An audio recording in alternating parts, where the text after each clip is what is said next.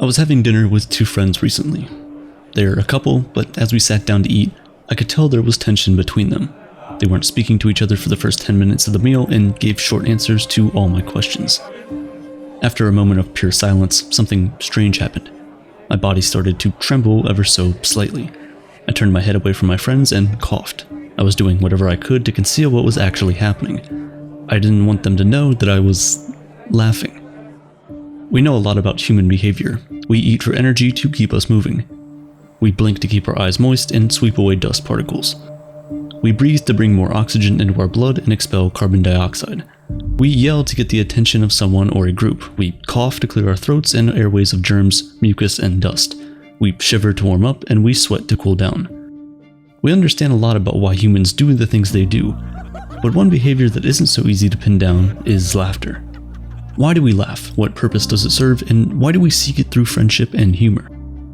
We laugh for many different reasons. When we hear a joke or a friend says something clever.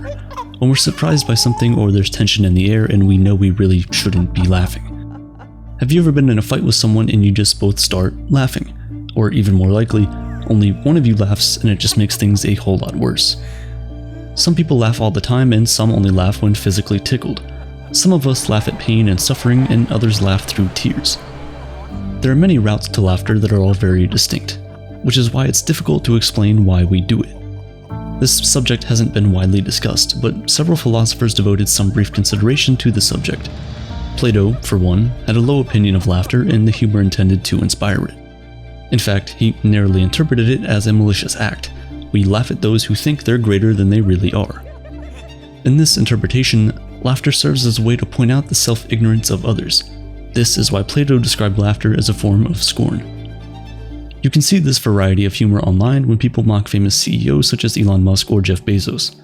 Like pointing out how the self-made genius Elon started his business with nothing but $20 in his pocket and the rest of his family's jewel mine fortune, or how Jeff Bezos risked it all to start Amazon, and by all, I mean his parents' life savings. Underlying these jokes is the suggestion that these CEOs aren't as great as they think they are, that they had a big head start in life and so don't deserve to think so highly of themselves. Like Plato, medieval Christian institutions also condemned laughter. For the Christians, laughter was a sign of a lack of self-control. They hated it so much that when the Puritans ruled England in the mid-17th century, they outlawed comedies. Imagine being burned at the stake for telling your mate why the chicken crossed the road. Hobbes and Descartes also described laughter as a feeling of superiority, but for these two philosophers, it was about exerting our intellectual superiority over others or our past selves. Like when people mock anti-vaxxers and flat earthers, or when they mock pro-vaxxers and round earthers, or when that cousin at the dinner table says The Big Bang Theory is the funniest TV show and you laugh sarcastically, because you think they only said it to make everyone think they're smart. I think it's fair to say that we all do at least occasionally laugh from a sense of superiority, but does that cover all or even most of the instances we laugh? Obviously, we don't think this way anymore, or at least not quite as pervasively. Laughter is still a taboo in some social settings, like during a sermon or at a funeral. But we appreciate laughter more now, and even value it. For over 100 years, we've been watching people make us laugh in film and television. We go to live stand-up comedy shows and sketch performances. We seek it out and are not ostracized from society for doing so. But why do we appreciate it now? What does it do to us that we find satisfying in some way? At the turn of the century, the father of modern psychology, Sigmund Freud, helped establish relief theory to explain why we laugh. With this, Freud proposed that we laugh as a way to release nervous tension. All the energy we use to repress emotion becomes pent up and is released in the form of a laugh. This would help explain why I laughed nervously at a tense dinner with my friends, or why a joke about a sensitive topic can have us rolling on the floor. This reminds me of a time my brother got so mad at me that he took $50 out of my wallet on the table, went to the bus station, and left town. 12 years later, he reached out to me for the first time since leaving. He said he was so relieved to hear my voice and was coming back to visit. With tears in my eyes, I said I was so relieved to finally be getting my $50 back. Admittedly, that wasn't a true story. It was a joke intended to demonstrate relief theory. I set up an emotional experience by establishing that my brother was returning home for the first time in 12 years. That energy was then released when I revealed my biggest concern was me getting back my money. Freud believed that this also explains why we find humor about sex funny, because of how much we, as a society, repress our sexual desires. The release of repressive energy is so intense with the sex joke that they often get the best results, a room full of laughter. But then there's still something missing from relief theory. If we laugh from a release of repressive energy, then wouldn't the most repressed individuals love humor? Shouldn't people who practice abstinence be really tickled by a raunchy innuendo? Or what about parents of a 4-year-old? Shouldn't they find their child's potty humor hysterical? In reality, people who enjoy sexual and aggressive humor the most are those who are the most expressive about sex and violence. If that's the case, then what makes us laugh doesn't have a strong or necessary connection to what we repress.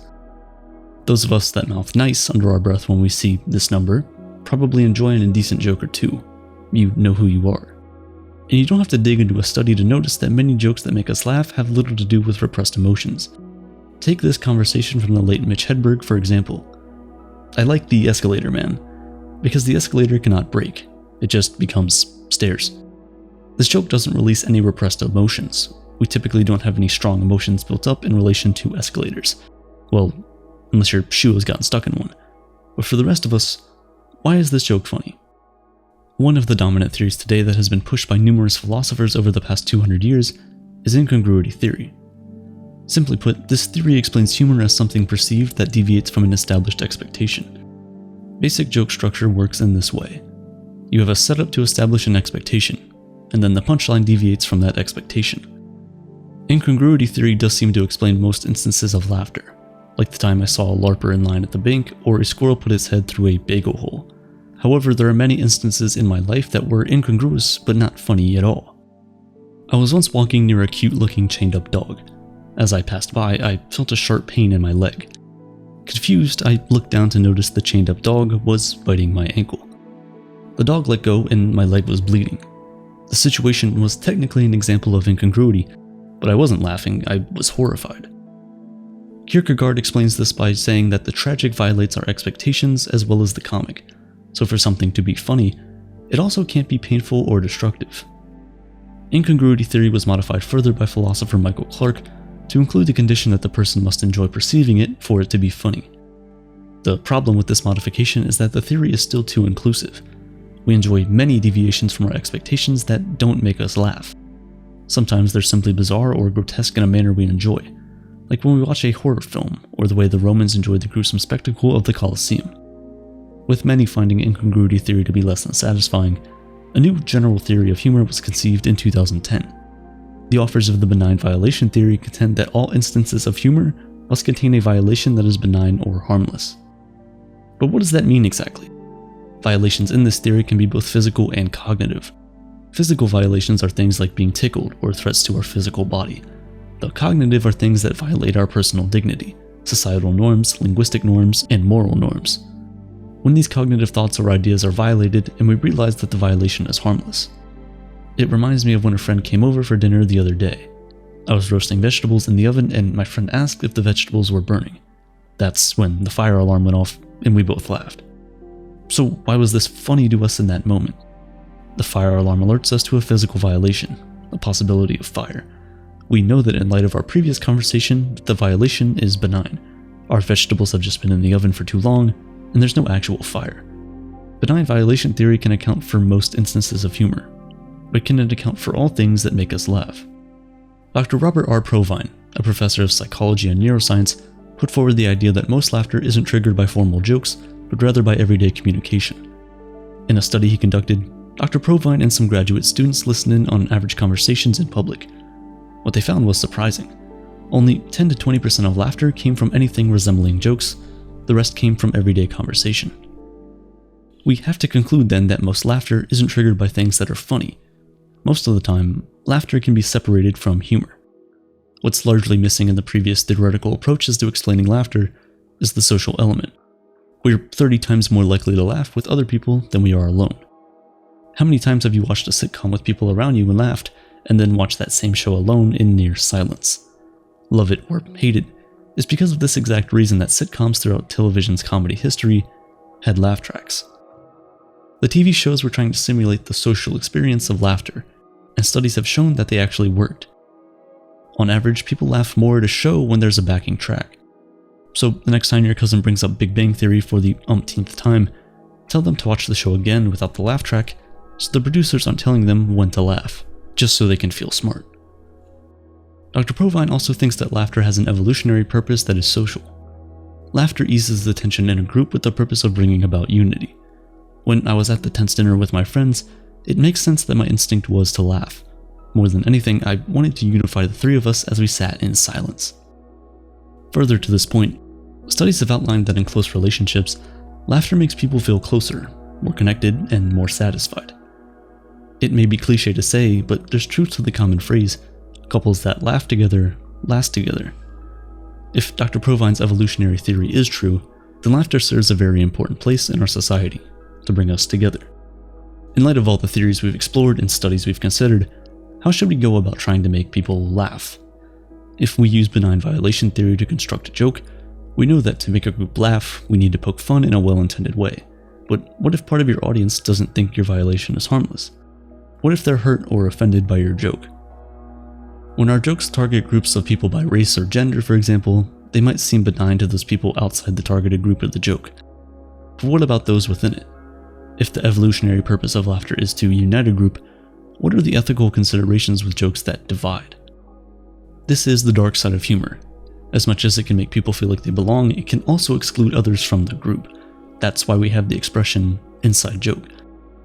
It's this side of humor that Plato described as scorn, and though there's much more to humor than Plato's cynical take, he did consider a specific use of laughter that is real and malicious. That leaves us with an important question to consider. When we make a joke, should our aim be that everyone finds the violation harmless? And is that even possible?